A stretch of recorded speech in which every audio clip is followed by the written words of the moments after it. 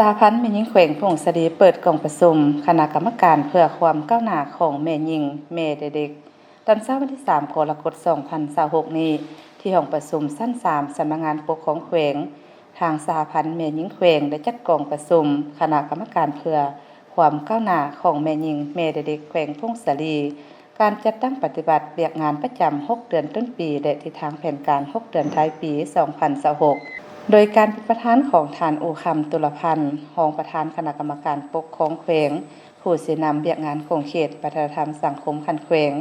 มีท่านนางคำราสุวงศ์ประธานสหพันธ์แม่หญิงแขวงพงศดีรองประธานผู้ประจำการคณะกรรมาธิการเพื่อความก้าวหน้าแม่หญิงแม่เด็กแขวงมีบรรดาพนักงานเกี่ยวข้องอมข้างแขวงตลอดฮอดพนักงานรัฐกรภายในสหพันธ์แม่หญิงแขวงเข้าร่วม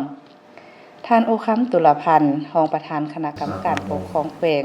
ผู้สินำเวียกงานของเขตวัฒนธรรมสังคมคันแขวง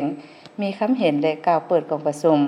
จากนั้นท่านนางคำราสุวงศ์ประธานสหพันธ์แม่หญิงแขวงรองประธานผู้ประจำการคณะกรรมการเพื่อความก้าวหน้าแม่หญิงแม่เด็กแขวงได้ผ่านข้อตกลงคณะกรรมการปกครองแขวงเด็กที205ทับขปขลงวันที่6เมษายน2026มาด้วยการแต่งตั้งคณะกรรมาธิการเพื่อความก้าวหน้าของแม่หญิงแม่เด็กแขวงผ่านข้อตกลงของประธานคณะกรรมาธิการเพื่อความก้าวหน้าของแม่หญิงแม่เด็กแขวงเด็กที10ทับขกมดขลงวันที่23มิถุนายน2026มาด้วยการแบ่งหน้าที่ความรับผิดชอบให้คณะกรรมาธิการเพื่อความก้าวหน้าของแม่หญิงแม่เด็กแขวงพร้อมทั้งผ่านบทสรุปการเคลื่อนไหวเวียกงานคณะกรรมาธิการเพื่อความก้าวหน้าของแม่หญิงแม่เด็กแขวง6เดือนต้นปีและแผน6เดือนท้ายปี2026สำเร็จการเขียนพระราชบทบาทการจัดตั้งและการเคลื่อนไหวเวียกงานของคณะกรรมาธิการเพื่อความก้าวหน้าของแม่หญิงแม่เด็กของแขวงคืนใหม่การปรับปรุงคณะกรรมาธิการเพื่อความก้าวหน้าของแม่หญิงและเพื่อแม่เด็กคันแขวง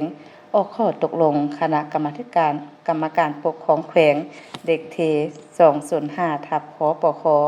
ลงวันที่6เมษายน2026โดยเมนทานรองประธานคณะกรรมการปกครองแขวงเป็นประธานมีท่านประธานสหพันธ์แม่หญิงแขวงเป็นรองประธานผู้ประจำการมีรองประธานสหพันธ์แม่หญิงแขวงรองหัวหน้ารองว่าการแขวงรองแผนกการเงินแขวงรองหัวหน้าแผนกยุติธรรมเป็นรองและมีคณะแผนกการเกี่ยวข้องอ้อมข้างแขวงเป็นคณะกรรมาธิการเพื่อความก้าวหน้าของแม่หญิงแม่เด็กแขวงมีจำนวนทั้งหมด20ทานหญิง5ทานมีกองเลขาคันแขวงทั้งหมด18ทานหญิง14ทานจากนั้นทานนางเปียงสมัยเกียววิไลรองประธานสหพันธ์แม่หญิงแขวงผ่านบทสรุปสั่งรวมโดยย่อการจัดตั้งปฏิบัติ3แผนดำเนินงานแห่งชาติ